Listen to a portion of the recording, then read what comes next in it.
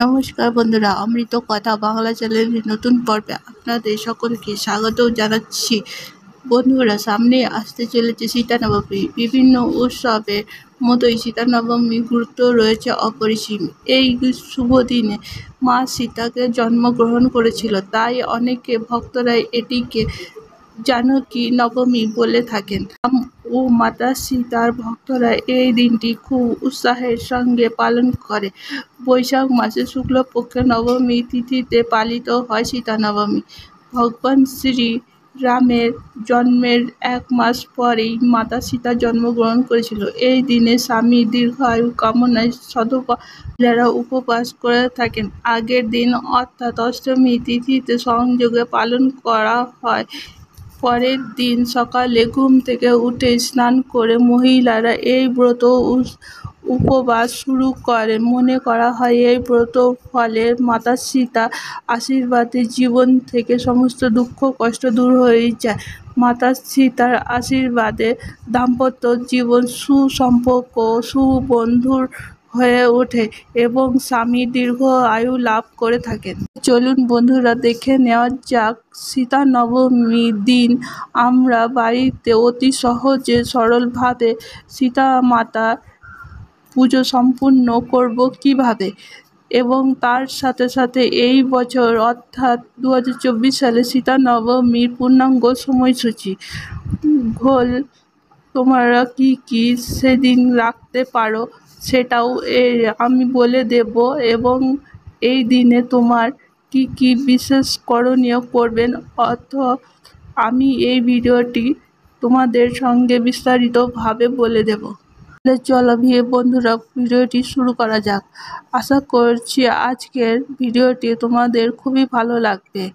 সীতা নবমীর দিনে বিশেষ কয়েকটি নিয়ম পালন করা খুবই মঙ্গলজনক বলে মনে করা হয়। যেমন ব্রহ্ম মুহূর্ত বা সকালবেলা ঘুম থেকে উঠে প্রাতঃকর্ম সেরে স্নান করে নিতে হবে। এই দিন গঙ্গায় স্নান করতে পারেন, খুবই মঙ্গল হয়। যারা গঙ্গায় স্নান করতে পারছেন না তারা বাড়িতে গঙ্গা জল মিশিয়ে স্নান করতে পারেন।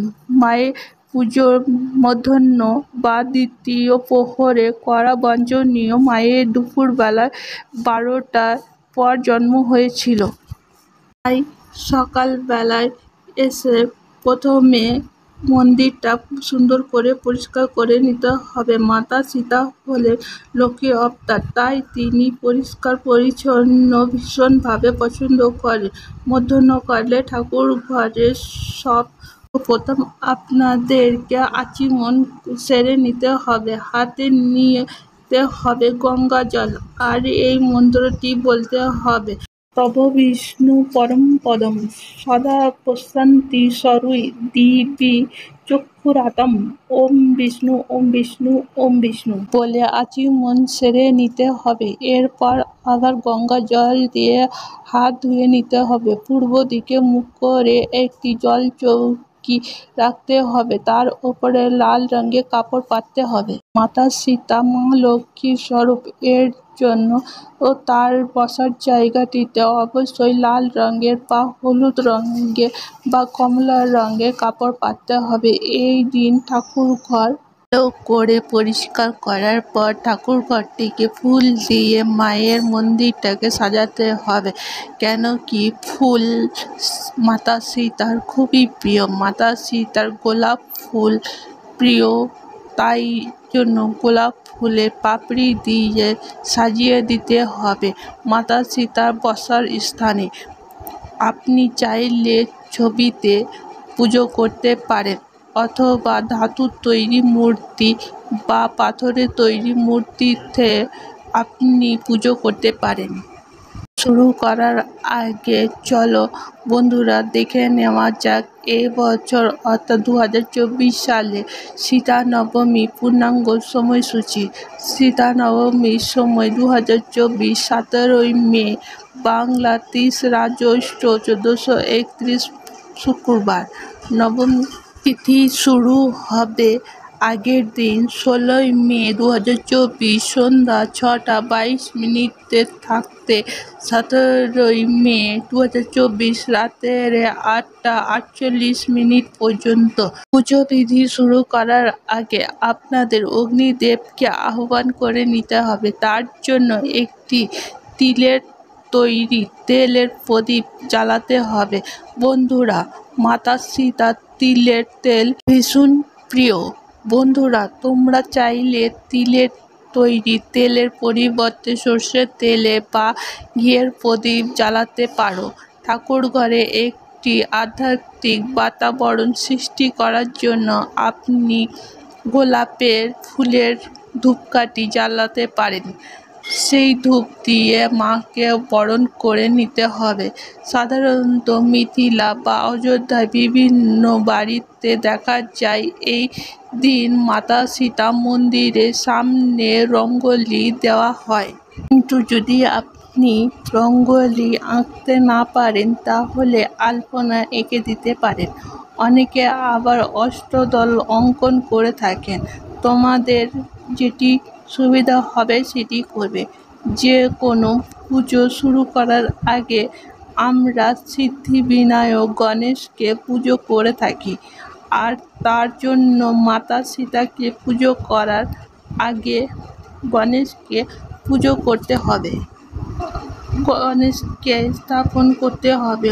অল্প আতপ চাল নিতে হবে, গোটা আতপ চাল নিতে হবে।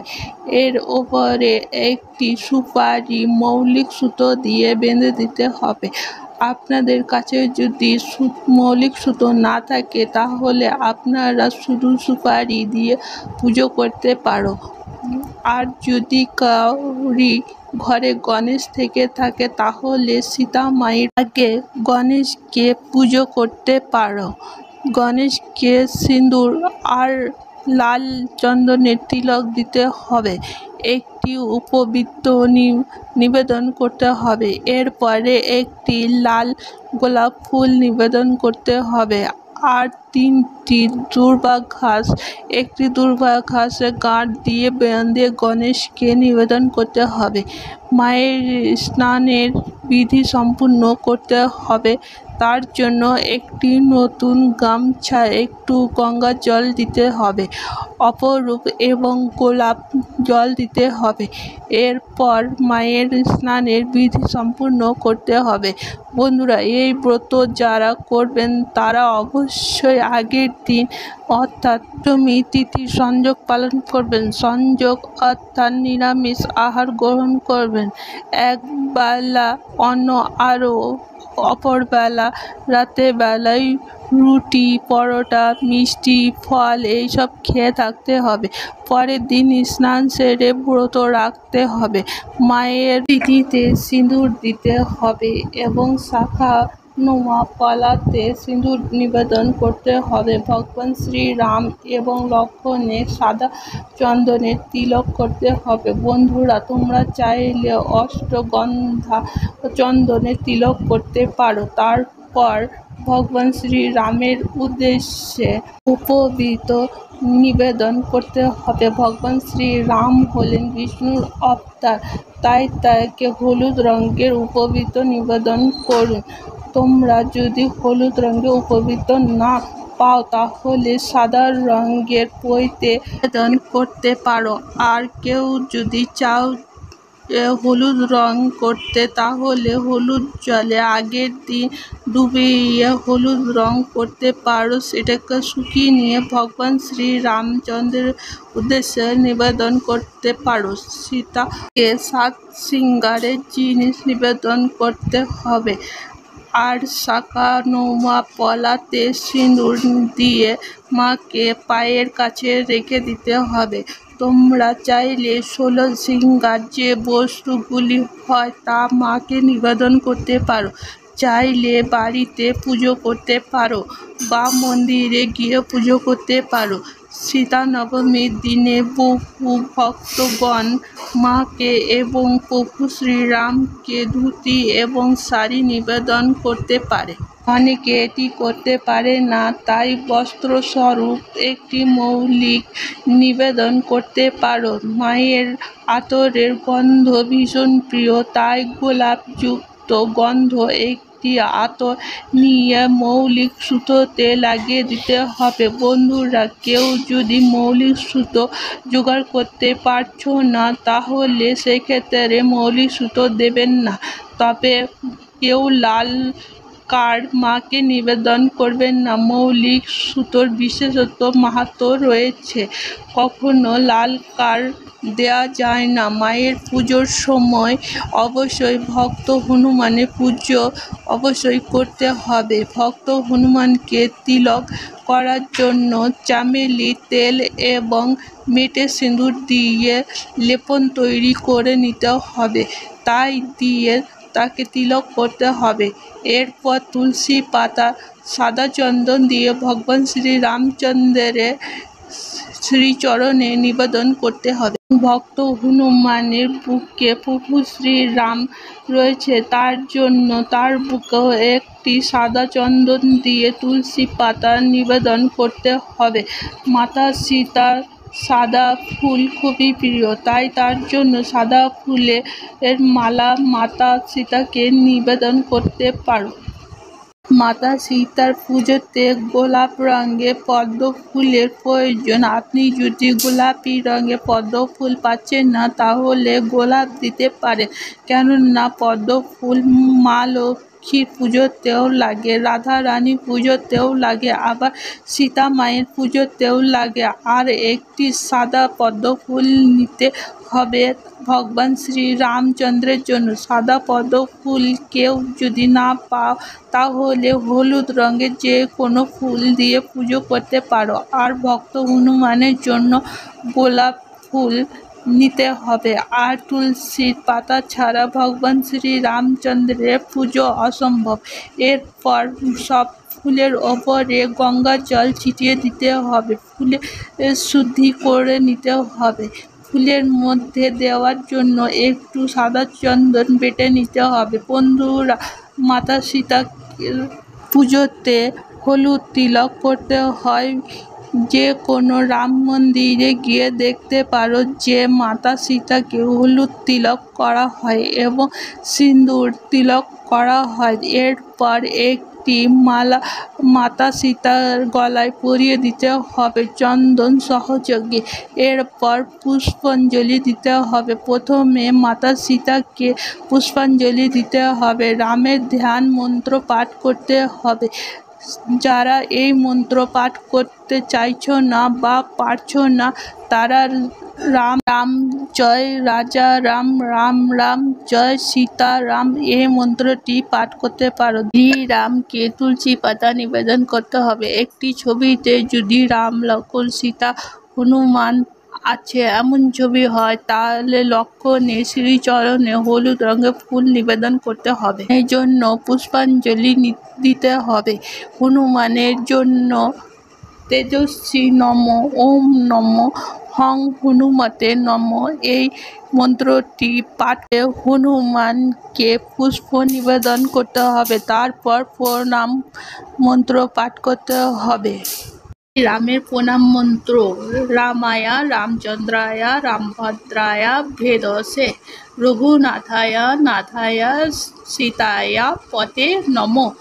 সীতা মায়ের প্রণাম মন্ত্র: বন্ধিত ভোজম প্রকাশনং জনকাম শত্রুবর্গ পরমানন্দদায়িনী ব্রহ্মরূপিণী। এই দিন মা সীতাকে অতি অবশ্যই ভোগের মধ্যে মিষ্টি দিতে হবে। মাতা সীতার খুবই প্রিয় পায়েস ভোগ রান্না করতে পারো তো করবেন। এছাড়া লুচি পরোটা ভোগ নিবেদন করতে পারো। মৌসুমি ফল নিবেদন করতে পারো। আম, বেদেনা, লেবু, তোমরা চাইলে লিচু বা সফেদা মাকে ফলগুলি দিতে পারো, কিন্তু এই ফলগুলি হলো শীতকালীন ফল, এগুলি দিতে পারো। মাকে মিষ্টি ভোগ নিবেদন করতে হবে, অবশ্যই লাড্ডু দিতে হবে, আর ভক্ত হনুমানের জন্য লাড্ডু আর কলা নিবেদন করতে হবে। হনুমান আর একটি প্রিয় হলো গুড় আর ছোলা পাতার মধ্যে নিবেদন করতে হবে। মাতা সীতার ভোগে পুষ্প দ্বারা এবং রামচন্দ্রের ভোগে এবং হনুমানের ভোগে তুলসী পাতা দ্বারা নিবেদন করতে হবে। তোমরা চাইলে ভজন কীর্তন রামায়ণ পাঠ করতে পারো এই দিন। এরপর মাতা সীতার আরতি করতে হবে উলুধ্বনি দিয়ে, তারপর শঙ্খধ্বনি বাজাতে হবে, ধূপকাঠি দিয়ে দেখাতে হবে, প্রদীপ দেখিয়ে নিতে হবে। মা সীতার জন্য ঘণ্টা বাজাতে নেই। কেউ যদি ভাবো এর সাথে রামজির পুজো করে তোমরা ঘণ্টা বাজাতে পারো। এছাড়া সন্ধ্যার সময় মায়ের নামে একটি প্রদীপ জ্বালাতে হবে। মাটির বা আটার তৈরি প্রদীপ জ্বালাতে পারো, বাড়িতে না পারলে মন্দিরে গিয়ে জ্বালাতে পারো। নবমী তিথির জন্য 9টি প্রদীপ মায়ের নামে জ্বালাতে হয়। এরপর ব্রত কথা পাঠ করতে হবে বা শ্রবণ করতে হবে। তো বন্ধুরা, এইভাবেই মাতা সীতার পুজো বিধি সম্পূর্ণ করতে হবে। এরপর মধ্যাহ্নে পুজো সম্পূর্ণ করার পর তোমরা লুচি, পরোটা, মিষ্টি, ফল, দুধ এই সমস্ত আহার গ্রহণ করতে পারো। এই দিন অন্ন গ্রহণ করতে নেই। তবে যদি কেউ অসুস্থ থাকো, কাউরি যদি ওষুধ চলে থাকে, তাহলে তিনি অন্ন গ্রহণ করতে পারেন, কিন্তু আহার গ্রহণ করতে পারো, এতে কোনো দোষ নেই। তাহলে বন্ধুরা, আজকের ভিডিওটি এইখানেই শেষ করছি। পরবর্তী পর্বে আপনাদের সঙ্গে দেখা হবে আবার একটি নতুন বিষয় নিয়ে। এখন পর্যন্ত আপনারা সকলে সুস্থ থাকুন, ভালো থাকুন এবং পুরো ভিডিওটি দেখার জন্য আপনাদের অনেক অনেক ধন্যবাদ।